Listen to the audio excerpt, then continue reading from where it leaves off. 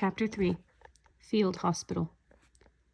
Jack and Annie walked with the soldiers into the camp.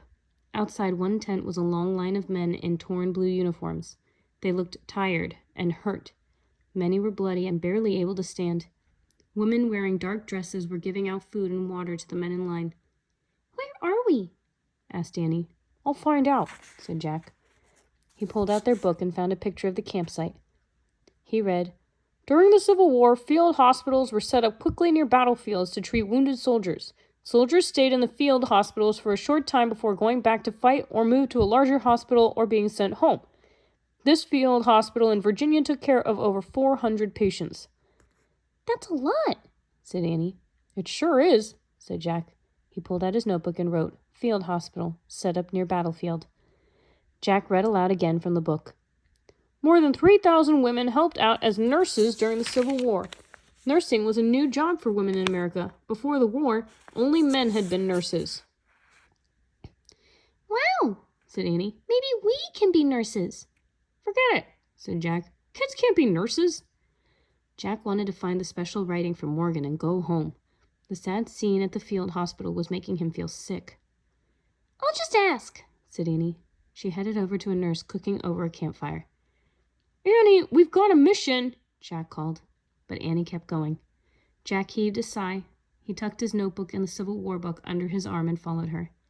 Waves of heat rose from a small cooking fire. The young nurse was heating a pot of coffee. Flies buzzed everywhere. "Hello," said Annie. The nurse barely smiled at them. Her face was red and beaded with sweat. Her eyes looked terribly tired. "Where are you from?" she asked. "Frog Creek," said Annie. "We'd like to volunteer as nurses." The young woman didn't seem at all surprised. "We could certainly use some help," she said, sighing. "Some of us have not slept for days." "Why not?" asked Jack. "The wounded are coming here from a battle near Richmond," said the nurse. "More and more keep coming. It never seems to end." "Just tell us what to do," said Annie. "Well, we feed the new patients. You can go to the first 2 tents," the young nurse said, "and give the other soldiers their noon meal.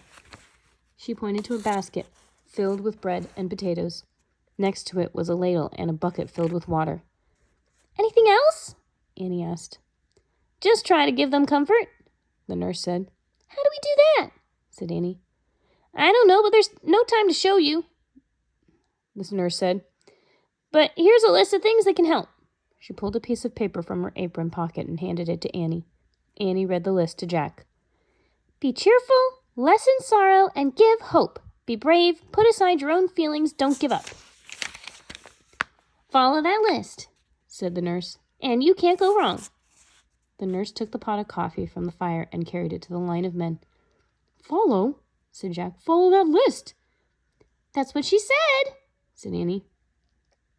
Jack took the list from her. "Don't you get it? This is it. We found it. The special writing from Morgan's library. Something to follow."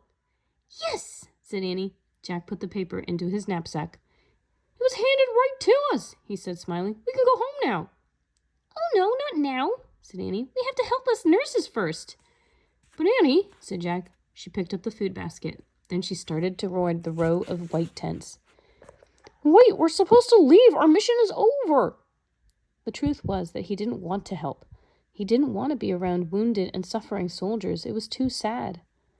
"Bring the water bucket and the ladle," Annie shouted. Then she disappeared inside the first tent. Jack groaned. He knew he couldn't change her mind. He pulled out the list and read the first line. "Be cheerful." "Oh, brother," he said. Jack put the list back into his knapsack. He picked up the heavy bucket, hurrying clumsily after Annie, who tried to smile.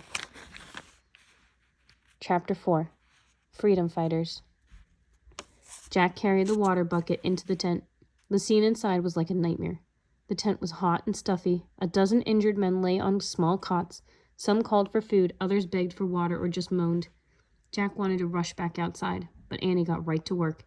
She rolled up her sleeves and smiled. "Hi, everyone," she said cheerfully. None of the soldiers smiled back. "I have good news," she said. "We've brought lunch."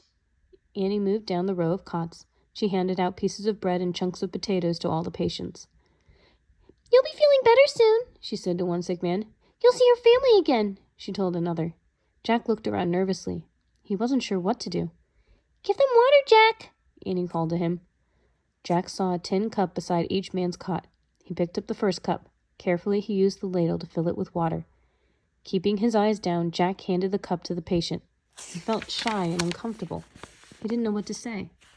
Jack moved on to the next patient, then the next. He gave each wounded man a cup of water, but he never looked right at any of them or spoke a word. Soon Jack and Annie had finished passing out food and water. Goodbye, Annie said. She waved and left the tent. Jack quickly followed her. Let's go home now, he begged once they were outside. We got what we came for. If we leave now, the patients in the next tent will go hungry and thirsty, said Annie. Jack sighed.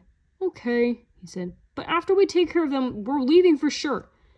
He followed Annie into the next tent. Just like the last tent, it was filled with wounded soldiers. But the soldiers in this tent were all African Americans. Hi, everybody, Annie said, smiling warmly. Again, she passed out potatoes and bread. She also talked and made jokes. Jack poured water into each of the tin cups. Again, he didn't speak to any of the soldiers, but as he handed over the last cup, a patient spoke to him. Thank you for your kindness, son, the soldier said. Jack glanced shyly at the man on the cot. He was an elderly, silver-haired black man. You're welcome, said Jack. He tried to think of something else to say. He remembered Annie's cheerful words. You'll get better. You'll get well soon, he told the patient. You'll be with your family again. The man shook his head. No, I'll never be with my family again, he said quietly. My wife and children were sold long ago. Sold? Said Jack. Yes, we're slaves, the man said. You were a slave? Asked Jack. All of us in this tent were once slaves, the man said.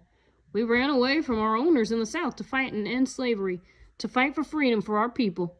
I ran barefoot for over 30 miles to tell the Union soldiers that the Confederates were going to attack. The man fell silent. You're a very brave freedom fighter, said Jack. Thank you, son. The man closed his eyes.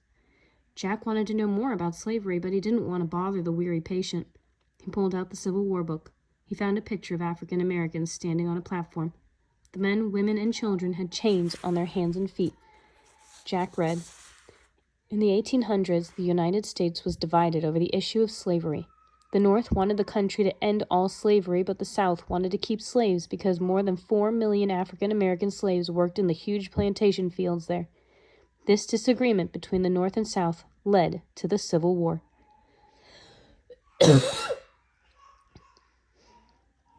Jack looked down at the man's face. He looked very weary. Jack pulled the nurse's list of rules from his knapsack. Lessen sorrow and give hope, he read. Jack put the list away. He leaned close to the man and spoke in a soft voice. One day, your great-great-grandchildren will be doctors and lawyers, he said. The man opened his eyes. Jack went on. They'll help run the government and schools. There'll be senators and generals and teachers and principals. The man stared hard into Jack's eyes. Can you see the future, son? He asked. Jack nodded. In a way, he said. The man smiled a beautiful smile. Thank you, son, he said. Then he closed his eyes again. Good luck, Jack whispered. He hoped the brave men would live to enjoy freedom. Ready to go home now, Jack? Said Annie. She had finished passing out the food. Jack nodded. As he and Annie stepped out of the tent, they heard someone shout, She's back! A horse-drawn carriage wagon was barreling into the camp. Who's back? Asked Annie. Clara Barton, the patient said. She runs this hospital. Clara Barton? Said Annie. I don't believe it. Who's Clara Barton? Asked Jack. He'd heard the name before, but he couldn't remember who she was.